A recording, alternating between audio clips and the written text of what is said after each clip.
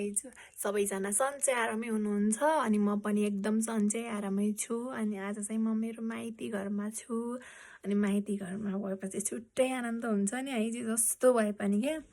अनि माइती घरमा चाहिँ मेरो बाबा मम्मी हुनुहुन्न, विदेश जानु भएको छ। अनि घरमा चाहिँ कोही पनि हुनुहुन्न। अनि कहिलेकाहीँ घर सरसफाइ गर्नु पर्यो, आउनु पर्यो अनि कस्तो मायै लाग्ने भएको रहेछ कि घर त।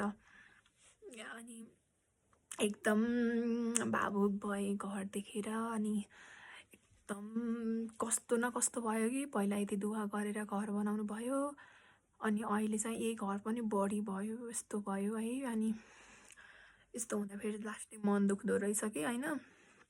अनि एकछिन हेरेँ, अनि हेरेँ लुगा पनि एकदम के भएका सब मुसाले च्यातिदिएर अनि जतिबित्ति लास्ट भएको रहेछ कि घर त होइन। अनि सरसफाइ गरेको हुन्छ, सर्स पनि बेला बेलामा अब त्यस्तै हुन्छ। मेरो पनि सानो नानी छ, अनि त्यस्तै हुने के अरे। अनि फेरि आज घर सरसफाइ गराउनु पर्यो भनेर अनि घर आएको, लास्टै फोहोर भएको रहेछ कि।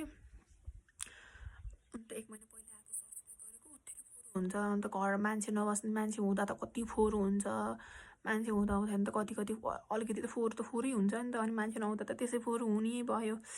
अनि फेरि आज चाहिँ सफा गर्नु पर्यो भनेर आएको। अनि एउटा भिडियो बनाउनु पर्यो, अनि भोलि बिहान सम्झना हुन्छ नि त माइती घरको। अनि एक्लै हुँदाखेरि कस्तो मनै कस्तो अरुङ्ग भएको कि, न भाइ छन् न बाबा मम्मी हुनुहुन्छ, कोही पनि नहुँदा कस्तो एकदम नराम्रो भयो कि मलाई।